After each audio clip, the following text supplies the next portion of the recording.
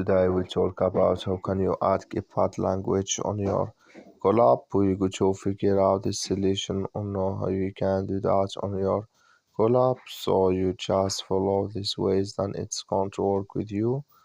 So all you have to do, so you just go here above your photo profile, click on it here. When you just click on it, so then it's going to show for you a list like this. Then all you have to do now, so you just go here above this sign, click on it. So when you click on it, it's going to take you to this list here. Then you click here on general here, you just click on it. So then it's going to take you to this list. It's going to show for you like this here. So then you click here on Keypad language here, just click on it.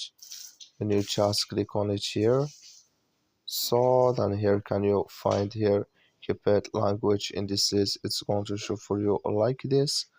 So you have to in here can you select it. That's all. Thank you for watching. Don't forget to support us by liking and subscribe.